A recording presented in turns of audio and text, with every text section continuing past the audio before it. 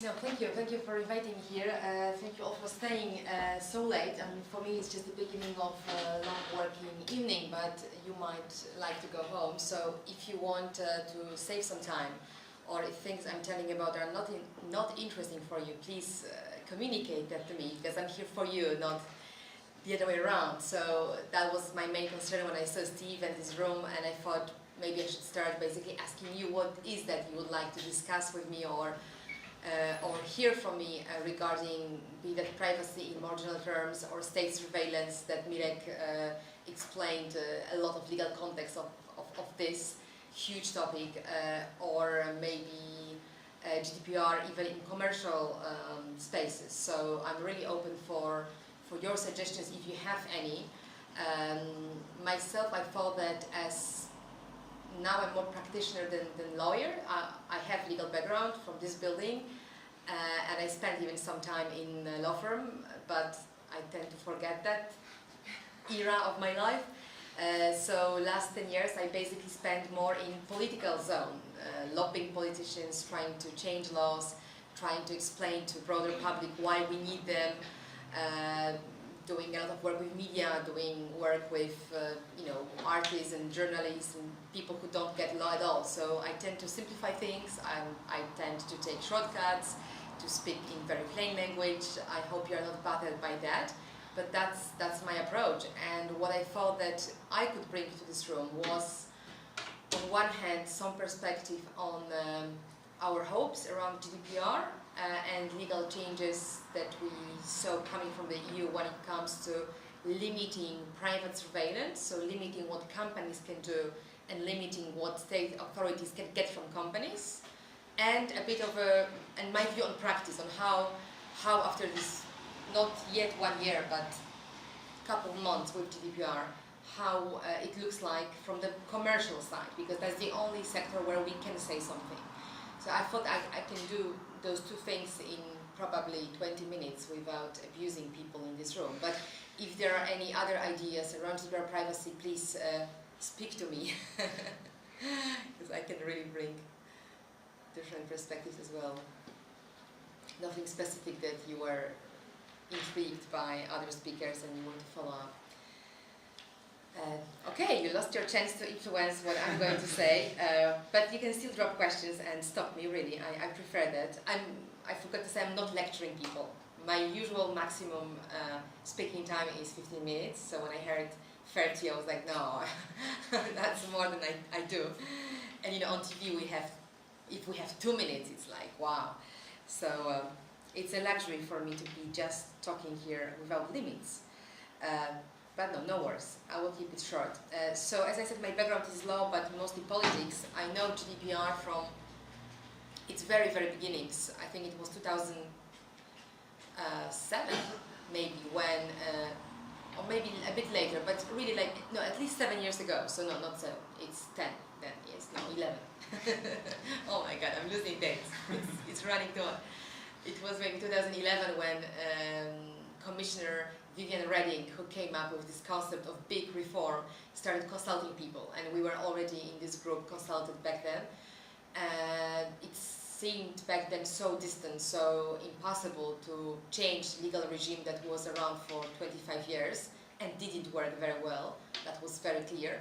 So I think nobody back then took it very seriously. I mean, we did, because we had nothing better to bet on. So we were really, really engaged in drafting, thinking, lobbying GDPR from the very beginning. And I remember that maybe 3 years later, when it started making its way towards Parliament, the whole industry woke up, and it turned out that it will be the most lobbied against mostly instrument that the Parliament remembered. It was really, really huge fight around GDPR to basically keep the fundamentals. So what we were hoping for when Reding started this conversation, we were hoping for improvements, for finding answers to certain problems that came up with internet, with big internet companies operating globally and generating, not only collecting, but generating unprecedented masses of data on all of us. So we were hoping to address this, but in the process it became clear that we are fighting to keep certain standards rather than improve them. And maybe you also know that, remember Snowden, the time when Edward Snowden became hero or villain, depending who were speaking. And he revealed basically the scale of cooperation between private sector and state authorities, mostly in US, but not only, because we knew back then and we know now that this collaboration between secret services is massive and ongoing. Also Poland is part of a few alliances, secret alliances. It mainly depends on politics, so it's changing, but those alliances exist. So the fact that US has data doesn't end on US. It usually means that US gives us data, we give them data we can get on US citizens from somewhere else, and this traffic is ongoing. So when Snowden revealed the mechanics of it with those biggest internet companies and their logos on front pages of newspapers with what? EU, I think back then was hoping that they can do something about it, and GDPR was going on, the negotiations were going on, so at some point, I'm sure you will not remember that, I hardly remember that, being in the middle of this mess, that there was a concept for something called Snowden Clause that was supposed to solve this problem of secret transfers between private companies and state authorities. It was drafted as Article 33A.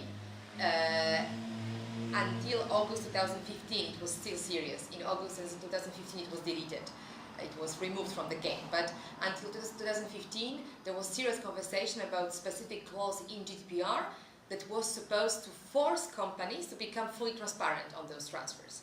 So we understood that there is nothing legally we can do to stop this happening, because companies are under double jurisdiction, and if they are obliged to do certain things in US or China, they will do it. But what EU wanted, they wanted to, yes, the most ambitious version of this clause was to deny requests for personal data unless they are authorized by EU authorities, so go as far as to deny. And the minimum version was that they always report this to data protection authorities. And none of this was, as I said, seriously, companies were just furious about this. Why you put this on us? Like, this is the political game between you guys, and you put on us either denial of data requests, which is a huge problem, and we even might have problems with law enforcement ourselves, said companies, or you expect full transparency when we have gag orders, and again we have huge fines from different authorities in the US. It's normal to have them if we tell that we revealed data of our users. So don't put it on us, talk between yourselves. So that was the context in GDPR that basically very quickly made us privacy advocates, lobbyists, civil society lobbyists, made us very humble and skeptical about what we can expect from this instrument regarding those problems that you heard about before. So my personal approach to GDPR is that this is not an instrument that can help us with state surveillance at all. Yes, it has very serious limitations, starting from those national security exemptions. There's Article 23 of GDPR that says that basically everything that is in the state interest is exempt from it, starting from national security, ending with tax or fiscal interests of the state. So whatever state can defend, is able to defend in its own concept, it will be defended basically as exemption from GDPR. And on the top of it, of course, we have national legislations like the one we adopted in Poland, implementing GDPR regulation that might, as we have in Poland, another layer of exemptions or more specific exemptions. So, for example, in Polish Act, you will find article, it's probably 23 again, but I will have to check it, that says that if private company, let's think of a telecom or internet service provider operating from Poland, to make it simpler, something small, not Google, but something local, if that company is acting in a public authority, it's fulfilling some kind of public task, again it has exemptions from all obligations that GDPR is imposing on that company towards data subjects. So if we think of telecoms collecting data under another legal instrument that I will not discuss today, but you might have heard about the data retention laws, data retention directive. There are many legal cases around this. Maybe Mirek mentioned this before, I don't know because I came late, but the whole data retention regime that basically puts telecom companies in the shoes of law enforcement in a way, because they are obliged to collect all our telecommunication data and store it in a secure database for the future needs of law enforcement. That secure database only for law enforcement is not for them.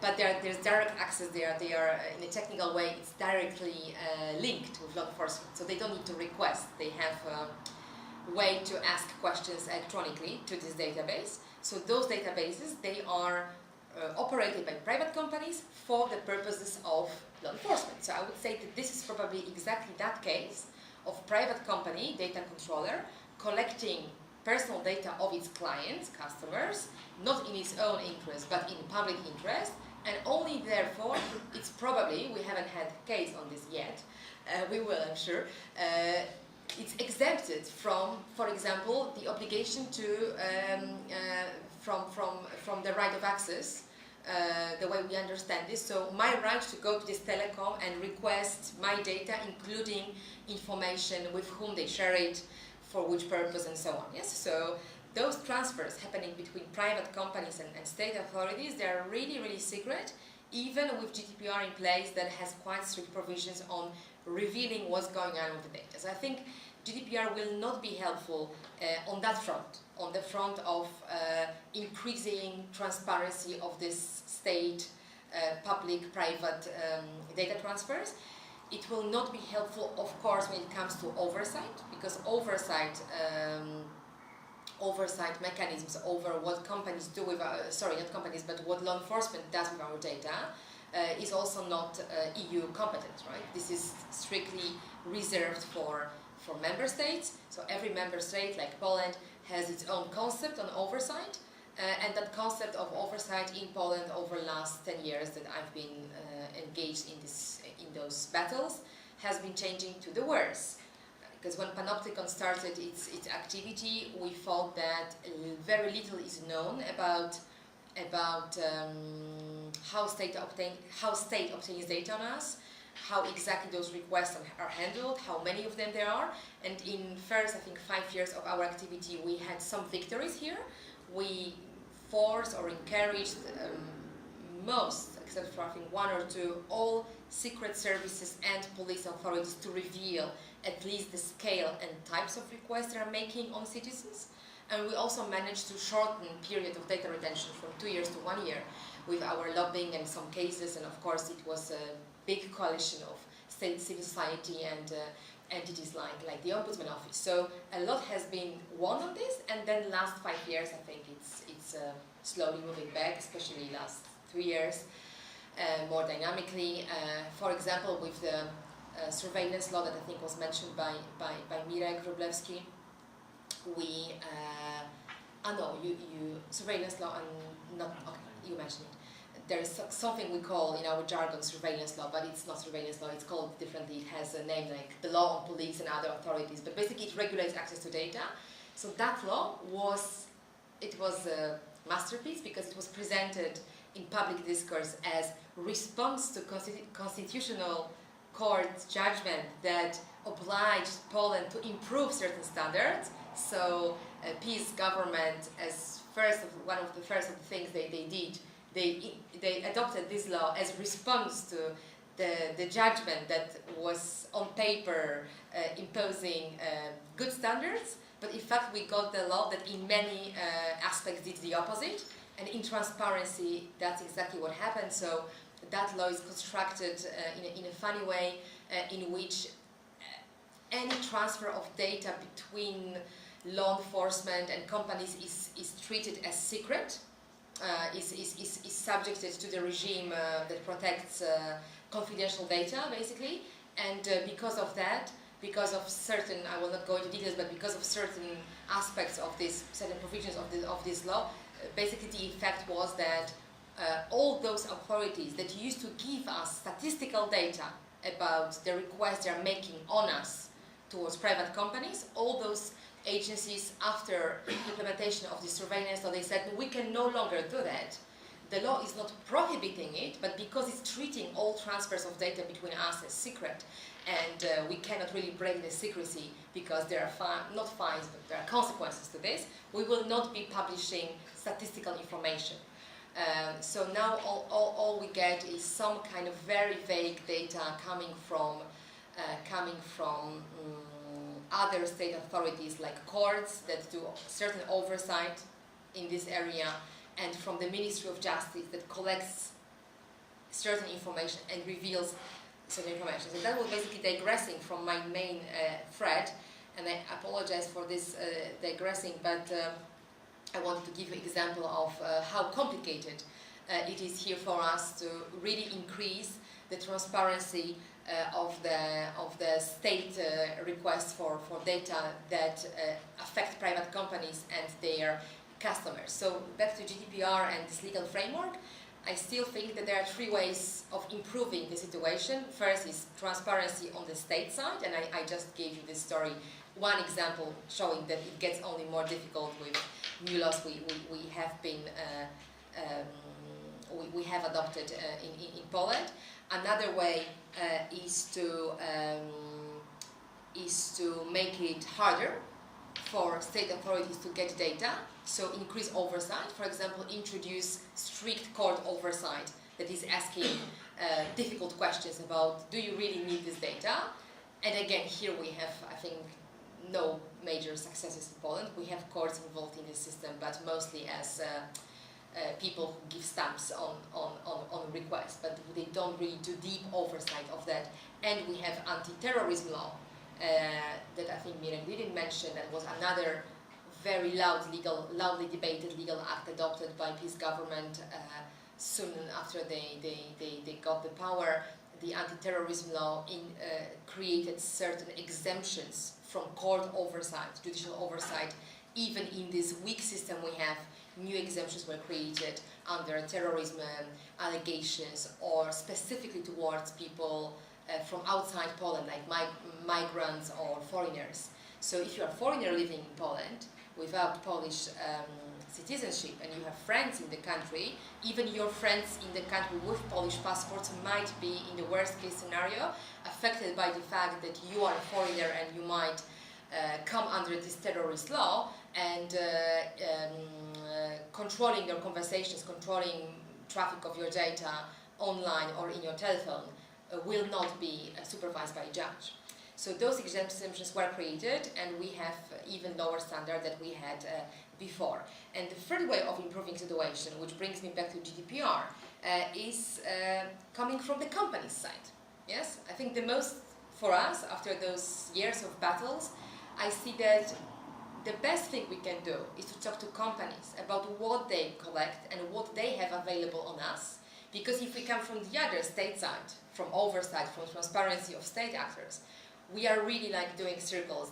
Even if we improve something, like we did in the past in Poland, the new government comes, and I'm not really here like super hard on peace. I think most governments would probably do the same. I don't think they are extremely different in that sense. I think from our perspective, every government we remember had this appetite for uncontrolled data access because it's what governments want. So it's not specifically related to this particular government, but in fact, yes, they are backing two most controversial laws, the so-called anti-terrorism law and so-called surveillance law that I mentioned before. So that is not optimistic, but if we look at companies' side, here GDPR is making a big difference, and here we can really achieve something because we can work with companies to limit what is available, yes, what is available for the state.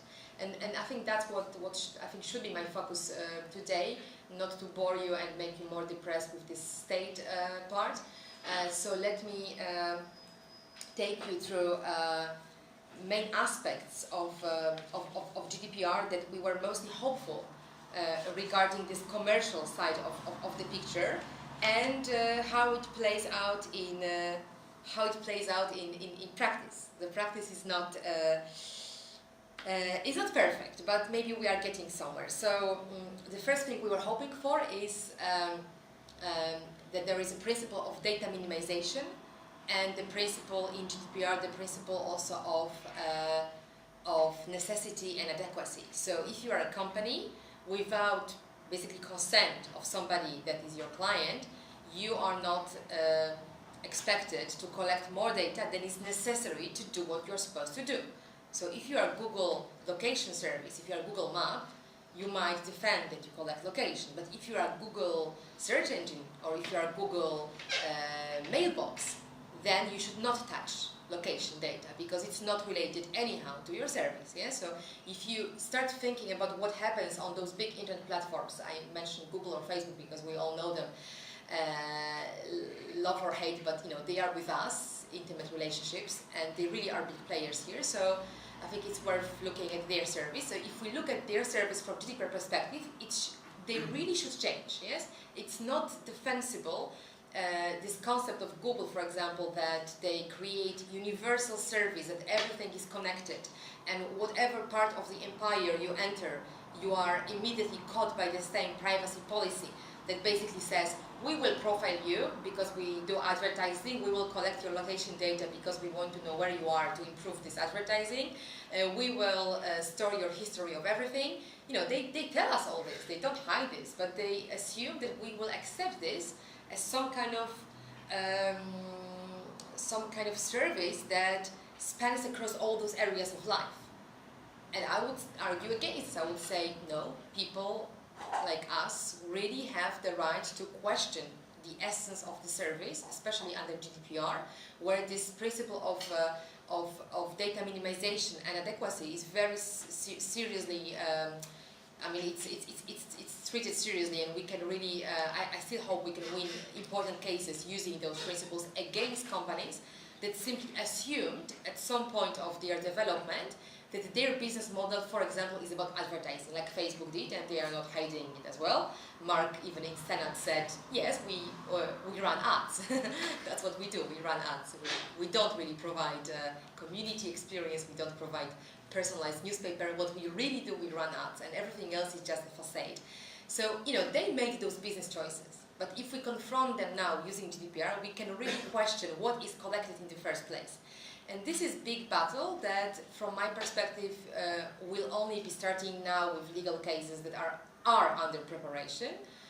We will hear about them, I think, soon. There are many groups working on them, and those groups also coordinate. So there is serious effort to build those cases, prepare them.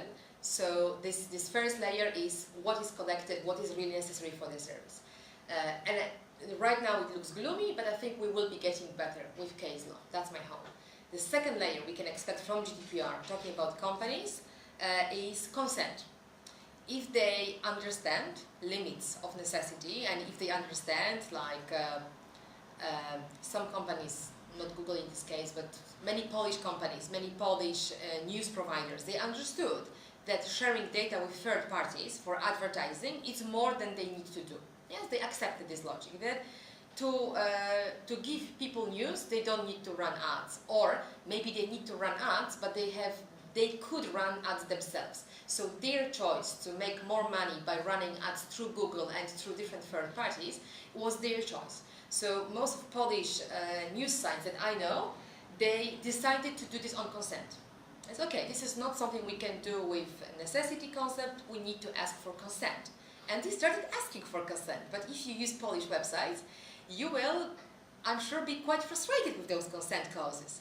Because they don't really look like consent clauses. They look like a mix of information clauses and these old school cookie clauses that tell you, hello, we have cookies, we need them, we cannot operate with them, do you accept this? What it really means, do I accept this? Yes or no? Consent is yes and no on the same level. Simple yes, simple no, that's consent clause. Anything more complicated than that, like accept or close, meaning accept, do you know this? Closing pop-ups in most cases for Polish news site means accepting their content. It's ridiculous, but they really everybody adopted this logic. There was some kind of collusion in advertising industry. They developed this concept that they would treat closing the tab as agreement on the content of this tab. But if you make active effort not to close it, if you read this and you say, oh my god, I cannot close it because it means accept, no closing, no closing. So, okay, I choose a very elaborate no, which usually is framed as learn more or check details or something like this. If you make active effort to try to say no, you will discover that it's super complicated. It will probably bring you back like 3 times to the same place, ask you, are you really sure you want to say no? It's going to be complicated. You will have to say no to 200 companies separately, all those things. And they say it's okay. They say it's really consent clause. And when we tell them back using, for example, arguments from Norwegian, very good report, if you are interested in this, there is a report from Norwegian Consumer Council on something they call dark patterns in user experience, in design of websites. How the design of websites, it's obvious, but I mean, you will guess it yourselves, but you can also read this report to have some nice examples and stories for your friends. How the website is leading you to do certain things, even if you don't want to do them. So it's all designed like this, and nobody's hiding it. When we talk to those companies, we ask them why you did it. Oh, well, we did some testing, and when we did testing on the clause with yes and no, only 1/3 of people said yes. Yeah, that sounds like about right. No, we need better, so we thought that. So it's really like this. Like you really hear those answers. Why they did it?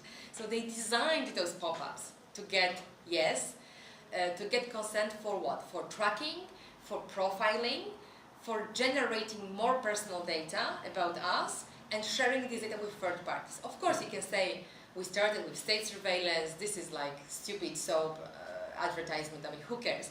Well, I mean, if you think about Facebook these days, if you think about many other news companies that deal with politics, that don't just sell soap advertising, but might sell you health-related content, educational content, recruitment-related advertising, career-related advertising, not even advertising, but simply targeted content, news, it becomes serious. I mean, it's not about soap, really. I mean, the fact that we kind of agree, because I don't think we do, for being profiled by them for advertising and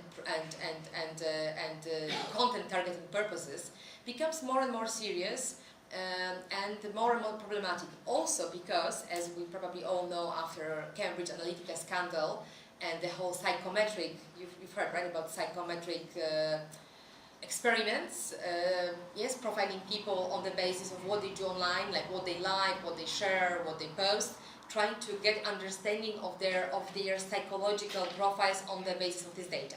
So companies take very, very banal, very basic data, like what I liked on Facebook, and at least they claim so. I don't know if that's true or not. I have no authority myself to check that. They claim that on that basis they are able to tell whether I'm extrovert, introvert, open, closed, neurotic, what kind of arguments convince me, maybe even my IQ level, maybe certainly my political views, certainly my sexual orientation, certainly my family situation, really sensitive stuff that if you think about our first, where I started, what the state is interested in, if you link this back to Trump or peace, or the fact that Facebook is the hub for Polish people who protest against government. I don't know why, but it still is. So the whole opposition, people who try to organize in the opposition, they really use Facebook heavily for this. Heavily, especially the older generation. They are mostly there. Come on, I mean, if I was government, I would start here. I would simply go to Facebook and tell them, okay, give me this. Like, this is so simple. And we had an interesting case in the media, which I'm not sure how accurate it was. I mean, I saw documents, but I had, again, no... I couldn't verify authenticity of this, but it was in the Polish media maybe a year ago that the Ministry of Health got in its hands a report, like white intelligence report, on protesters. It was about healthcare-related strikes, nurses, but not only them, basically medical workers, protesting and organizing themselves on Facebook. So the Ministry of Health, not Internal Security Agency, but Ministry of Health, got in possession of this report that was prepared for them on the basis of Facebook data, insights from closed groups by Hungarian police or Hungarian law enforcement. So, I asked this to Facebook, how can they explain this? And they never got back to me, even though we are colleagues, like we lobby one another, so we know each other. It's not like, it was not general inbox. I sent it to the lobbies that usually talks to us, and they never responded. So, you know, those strange things happen. And if you think about first part of my quick lecture about how hard for us it is to increase transparency and increase oversight over state actors touching this data, it should be extremely problematic for us that companies like Facebook generate sensitive data about people and generate a lot of political data about people. So here we will be fighting those consents, obviously, and this is another area where I expect interesting legal cases and also actions from authorities. Simply, we have, I'm sure you heard about those high fines, very high fines that are under GDPR. So both courts and data protection authorities can go after companies who use those consent clauses, especially to profile people, in my opinion, against GDPR. And the third area that I would be really interested in improving is transparency of companies, of course, yes? Transparency of how they deal with data, including third parties with whom they work, including how exactly those marketing categories are shaped. So if companies, again, like Facebook or Google, and all the news sites I know, they openly say that they create personalized profiles. Yes, they don't hide this. They basically advertise the fact that they have a lot of data on us as consumers, and they are able to target us as individuals. They say it. With consent or not, that's debatable. They say with consent, I say no, without consent, but okay, let's leave it for a second.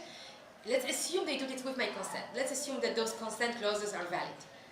Then, what I want to know from them, I want to know how this data looks like exactly. So I want all those companies to show me my profile, because that's the only way for me to become more confident and calm with regard to the risks it poses to me, right? If I really verify that all they have on me, those private companies doing advertising, all they know on me is the fact that I'm white, female, live in Warsaw, between whatever, 30 and 40, okay, I might not be bothered by that, right? Or if they have something there about soap I'm using or travels I made. But if they have detailed location, or if they have my political attitudes or activities, if they have my full social network, which is very likely that they have, I want to have control. I want to know this profile, because that profile might put me in risk. Not only the risk of being targeted too well and manipulated, but also the risk of state coming after this data, right? So I want to have this profile. And this is the whole interesting field of experiments. We started requesting this data, of course, under GDPR. With companies like Facebook and Google, you can obviously get automatically your data, but you will only get data collected somehow. They only give us back data they collected on us, like our location or data we gave them. They will not give us, without a serious fight in the court, I'm afraid, generated data. So the most sexy stuff, the stuff they are really fighting for, the profiles, they are not willing to give them. Facebook, under this huge pressure they are receiving now, they started doing something in between. You can check every single post you get on your wall or stream, however they call it. You can check, I think it's top right corner, why I'm seeing this. And they will give you some kind of insight that you are seeing this because we know your demographics, we know your location, we know blah blah blah. But it's very indirect. It's still not the full profile. Google is the same thing. They are not giving real information. So this is, I think, very serious fight to get also the generated data back from companies. And another serious fight in this transparency sector is conversation with companies that don't have our accounts, that do not give us service, but are all those third parties hidden on the backyard of the internet, invisible to us, who know us very well, who might know us better even than Facebook does, but we never met them. We officially are not in conversation. It's tens of strange companies doing data brokering and data collection and data integration that we never heard of. If you try to talk to them, they will always tell you, we don't know who you are. This cookie you gave us, how can we know that it's real? This identifier, we didn't recognize it. So now we are doing investigation about correct identifiers. Sadly, every single company has its own identifier. They make sure there are never, like, I can maybe give another lecture another day about this data dealing in advertising sector. Is super, super complicated. Takes really hours to explain that because it's so complicated and it's designed to be obscure. It's designed to lose identifier immediately. So if you have 10 companies dealing with your data and at the end your profile is sold and advertising comes to your computer or phone, everything that happens in milliseconds, everything that happens in between is designed in a way that is efficient, super quick, super precise in targeting you, but you cannot follow it. If you start following it from the news site to the advertiser, you will certainly lose your own thread because they don't use your name, of course, they don't use your IP address, they don't use any data that you might have. They use different data sets precisely to make it complicated for us to get out the profiles they have on us. So it's very, very complicated stuff. Actually, here I'm more optimistic that state will never do it. Like they will never be intelligent enough to get those people, to get data from those people, or never will be desperate enough or determined enough. But we don't have much choice because if we really want to get any control over targeted content or political advertising, we really need to uncover what's going on in this shady business of targeted advertising. So speaking about GDPR and transparency, I think this is going to be a really big fight that needs good preparation. So if you know people who work for advertising industry and would like to help us, or you are one of them, please talk to me basically now because it's the end of the lecture or whatever it was. But thank you for listening and thank you for staying so late.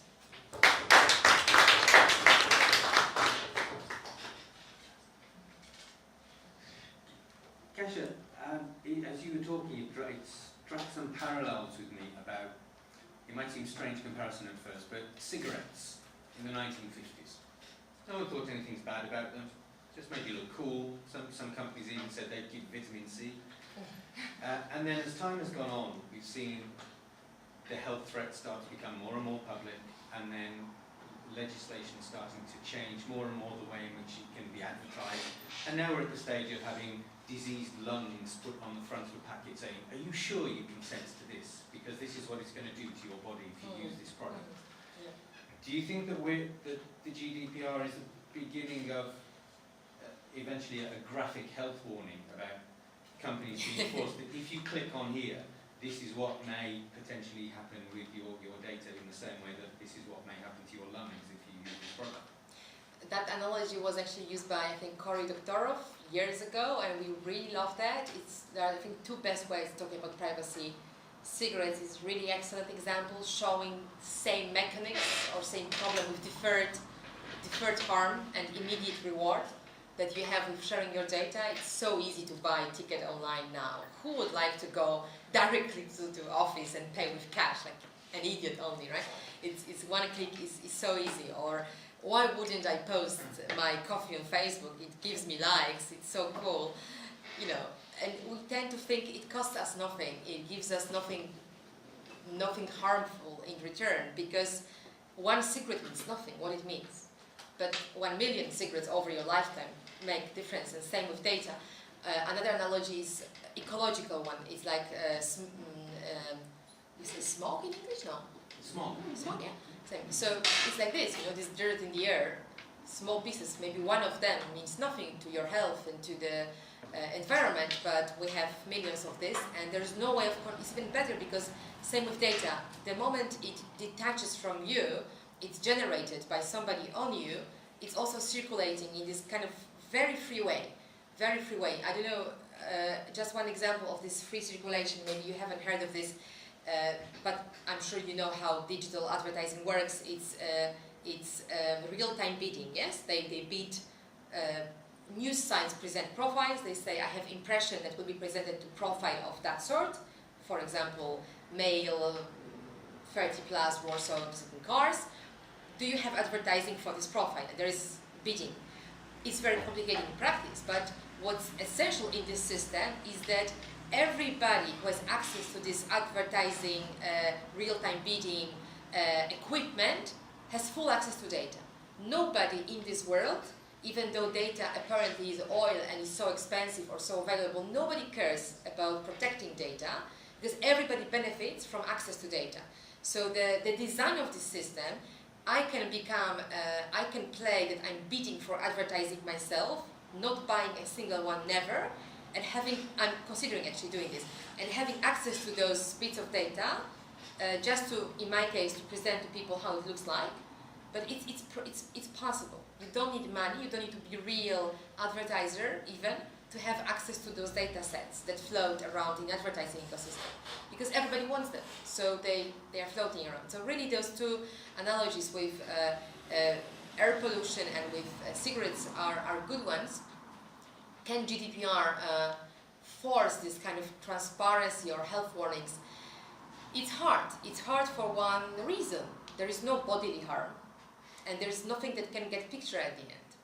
So I very much share this concept or this sympathy that companies should find the right language of describing harm, and they should get better in doing this. But of course they have no interest in explaining the harm that they are dealing with data might put on you. So right now, I don't know, I really don't know how to do this, because for us, for people who are not companies, who are their watchdogs, it's super hard to explain those harms, not being on the other side.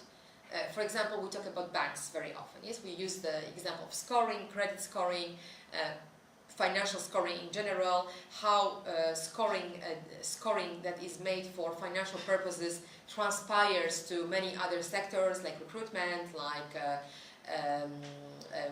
even police sector, or even social security. It's all quite linked together. So we try to, using the example of very non-transparent, very kind of scary credit scoring systems, we try to trigger people's imagination what can go wrong. But only the most evil people who do those things can really tell you what can go wrong. I cannot invent those things.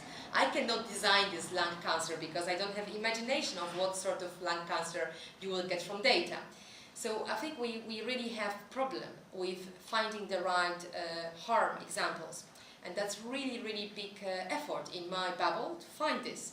So we try to use Black Mirror narratives, we try to use art for this, we try to get some evidence of real harm, but evidence of real harm usually, nowadays, concerns people who are somehow excluded from the system. People poor, people who are black in the US, people who are migrants. This is easy. We don't need those stories. Those stories are easily marginalized in the mainstream. So yes, I think it's the right approach, but it's just super complicated to get the right image and force companies to use those images. So I'm just wondering how can the application of GDPR be successful? So you mentioned that for many companies GDPR is just 2 more cookies to accept, but nothing's changed. And this is very close to my experience. I help some lawyers in Hungary for companies, and the question was, well, let's make our procedure in accordance with GDPR, but they didn't want to change anything. They just wanted the documents to show something if there's an inquiry. And this is very close to your example with smoking. There can be very severe punishment for smoking, very high taxes and so on. But I guess that it helps a lot if it's not a trendy thing to smoke. If teenagers at school don't say that, well, I'm a big guy, if I have a cigarette, then they will stop smoking because it's not a trendy thing. But it's not only to legislate, but also the attitude of individuals and companies should also change, and it's a much longer process than accepting and introducing legislation. Yeah, I agree, of course. maybe that's the reason why we, in Panopticon, we do less and less regulatory work and more soft work like journalism, arts, education, because that's the only way, in my opinion, to really start this change, is to start with people's own attitudes. But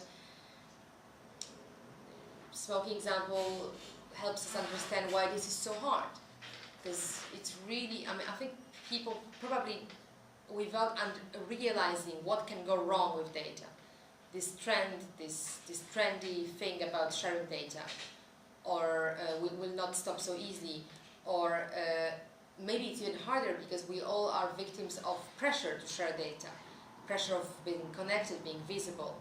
So it's not only the need to be cool in a positive, not in a positive, but in a way that I do something I like. I do something because otherwise I'm afraid that I will be excluded and I will disappear and I will not get this job, I will not be connected, I will not have those friends. So we react, sharing data, we share data out of fear very often, out of pressure, not just because we like it. So it's even harder to change that attitude without concrete examples of what can go wrong. And in this sense, regulation is the only way to act quickly. Before we get to the point where people understand why this is not rewarding for them, but for somebody else, by that time it could have been too late. With this regulation that has strong teeth, as we call it, those sanctions, and it's also very flexible, very clever regulation. I worked with business in the past, and if I had GDPR back then, I would be much happier as a lawyer than with the law we had. So it's, from business perspective, it's super nice opportunity to get things nicely designed in a more managerial, business-like way. So if people don't want to jump on this opportunity, it's just them being stupid, I think. You might not realise, but during your talk, which I thought was absolutely amazing, you said, I'll come back another time and do another lecture on that. Now, that may not be consent within the meaning of the GDPR. You didn't tick any boxes, but I can promise you that I will take it up on you. And since I already have certain pieces of your private information, such as your telephone number, I will be following up on that, regardless of whether there was formal consent or not. But once again, Kasia, and all of our speakers, thank you all so much for today. And I know you